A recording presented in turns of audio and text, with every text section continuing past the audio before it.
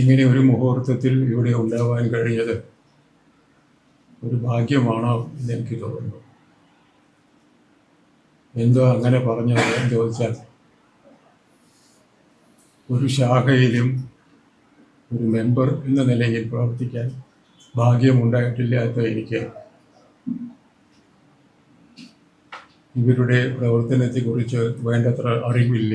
എങ്കിലും ഇവിടെ പറഞ്ഞു കേട്ട ഈ പരിശ്രമത്തിൻ്റെ ബലം അത് നടത്തിയവരെ ബഹുമാനിക്കാതിരിക്കാൻ നിർവാഹമില്ല എന്നുള്ളതിൻ്റെ തെളിവാണ്.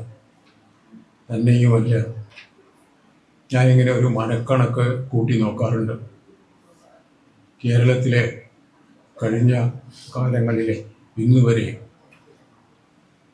47 തൊട്ട് കൂട്ടിക്കോളൂ വരെ മുമ്പ് പണിക്ക് എടുത്തോളൂ, വലിയ വലിയ കുറ്റങ്ങളിൽ പങ്കാളികളായവരെ, ആത്മഹത്യ ചെയ്തവർ, ആ ആളുകളുടെ പട്ടികയിൽ ഏതെങ്കിലും ഒരു സംഘത്തിലുണ്ടായിരുന്ന ആളുകൾ എത്ര ശതമാനമുണ്ട് എന്നൊരു കണക്കെടുപ്പ് നടത്തി നോക്കിയാൽ സംഘം കേരളത്തിൽ ഈ കഴിഞ്ഞ നൂറ്റാണ്ടിൽ മൊത്തം നടത്തിയ പ്രവർത്തനത്തിൻ്റെ ഫലം എന്താണ് എന്ന് മനസ്സിലാവും. 1% കൂടുതൽ വരില്ല എന്നാണ് എൻ്റെ ഉറപ്പ്. എന്തുകൊണ്ടാണ് അങ്ങനെ സംഭവിച്ചതെന്ന് ചോദിച്ചാൽ, മനുഷ്യ സ്വഭാവത്തിൻ്റെ രൂപീകരണത്തിൽ ഈ ഒരു പ്രസ്ഥാനം വഹിച്ച പങ്കിൻ്റെ ശക്തി കൊണ്ടാണ് എന്ന് മാത്രമേ നമുക്ക് പറയാൻ കഴിയൂ. അത് പല രൂപങ്ങളിൽ ആദ്യകാലങ്ങളിൽ തന്നെ പ്രകടമായിരുന്നു. 939 ജനിച്ച എനിക്ക് 5-6 വയസ്സ് തൊട്ട് ഒരു നിയതമായ ശാഖ അല്ലെങ്കിലും ഒരു ഗുരുനാഥൻ്റെ മുൻപിൽ ദിവസേന 3 കൊല്ലക്കാലം ചെന്നിരിക്കാനുള്ള ഭാഗ്യമുണ്ടായി. എൻ്റെ കൂടെ 8-10 കുട്ടികൾ വേറെയും ഉണ്ടായിരുന്നു. ഞങ്ങളുടെ നാട്ടിലെ ശാസ്താ ക്ഷേത്രത്തിലെ ശാന്തിക്കാരനായിരുന്നു അദ്ദേഹം. വീട്ടിൻ്റെ മുൻപിൽ പോയി മുറ്റത്തിരിക്കണം. മിക്കവാറും വൈകുന്നേരങ്ങളിലാണ് പതിവ്. അദ്ദേഹം ശാന്തിക്ക് പുറപ്പെടുന്നതിന് മുൻപ് പോയി ഇരുന്നാൽ പഠിപ്പിക്കുന്നത്, ആദ്യം പഠിപ്പിച്ചത് എനിക്ക് ഓർമ്മയുണ്ട്, സൂര്യഗായത്രിയാണ്. അർത്ഥം പറഞ്ഞു അതിൻ്റെ അന്ന്. പിന്നെ പഠിപ്പിക്കാൻ തുടങ്ങിയത് ശ്രീരാമോദന്തമാണ്. എങ്ങനെയാണ് ജീവിക്കേണ്ടത് എന്നോ എങ്ങനെയാണ് ഒരു നല്ല മനുഷ്യനാവേണ്ടത് എന്നോ ഒന്നും അദ്ദേഹം പറഞ്ഞു തന്നിട്ടില്ല എന്നാണ് എൻ്റെ ഓർമ്മ. ഈ ഒരു 2-3 കൊല്ലം കൊണ്ട് ഈ ഏതാണ്ട് കാവ്യം വരെ സംസ്കൃതം പഠിപ്പിച്ച് ഇനിയൊക്കെ ഞങ്ങൾ മതി എന്ന് പറഞ്ഞ് ഹൈസ്കൂളിലേക്ക് പുഴ കടന്ന് പോകാൻ ബാധ്യസ്ഥരായ കാലം തൊട്ട് ഞങ്ങളെ അകറ്റിയ അദ്ദേഹമാണ് എൻ്റെ അറിവിനും നിലപാടുകൾക്കും അടിത്തറ പാകിയ ഒരാൾ. ഞാൻ എൻ്റെ മനസ്സിൽ കാണുന്നത് എൻ്റെ ജീവിതത്തിലെ ആദ്യത്തെ ശാഖയാണ് അത് എന്ന രീതിയിലാണ്. എൻ്റെ സ്വഭാവത്തെ അദ്ദേഹം രൂപീകരിച്ചു എന്നുള്ളത് കാര്യം വളരെ വ്യക്തമാണ്. അദ്ദേഹം വല്ലപ്പോഴും പൊട്ടിച്ചു തന്ന പ്രസാദത്തിൻ്റെ മധുരവും അതിൻ്റെ കൂടെ എപ്പോഴെങ്കിലും ഒരു നല്ല കാര്യം ഓർമ്മ വെച്ച് പറയുമ്പോൾ സമ്മാനമായി തന്ന ഒരു ചെറിയ ചിരിയും, അതായിരുന്നു പ്രചോദനം. ആ പ്രചോദനം കൊണ്ടാണ് അക്ഷരം കൈകാര്യം ചെയ്യാനുള്ള ധൈര്യം അവലംബിച്ച് ഞാൻ മുന്നോട്ട് വരുന്നതും അത് ചെയ്യുന്നതും. പിന്നെ ആദ്യമായി എനിക്ക് കണ്ടുകിട്ടുന്ന ഒരു സ്രോതസ് MA സാറായിരുന്നു. കോഴിക്കോട്ട് പഠിക്കാൻ പോയ കാലത്ത് അദ്ദേഹം അവിടെ ഉണ്ടായിരുന്നു. അദ്ദേഹമാണ് തളി ക്ഷേത്രത്തിൻ്റെ അങ്കണത്തിൽ കൊണ്ടുപോയി ഞങ്ങളെ പലപ്പോഴുമൊക്കെ പല ക്ലാസ്സുകളെടുത്ത് ഞങ്ങളുടെ സംശയങ്ങളൊക്കെ ദൂരീകരിച്ച് ഈ മതത്തെക്കുറിച്ചും ദർശനത്തെക്കുറിച്ചുമുള്ള സംശയങ്ങൾക്ക് മറുപടി പറഞ്ഞു തന്നിരുന്നത്.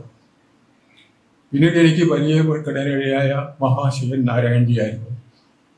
അദ്ദേഹം ഈ പറഞ്ഞതുപോലെ സംശയ നിവാരണത്തിന് മാത്രമല്ല, ഒരു മൂത്ത സഹോദരൻ്റെ സ്ഥാനത്ത് നിന്നുകൊണ്ട് തന്നെ പല ഉപദേശങ്ങളും നൽകുവാനും മുൻകൈയെടുത്തു എന്നുള്ളത് എൻ്റെ ജീവിതത്തിൽ രൂപപ്പെടുത്തിയ മറ്റൊരു ഘടകമാണ്.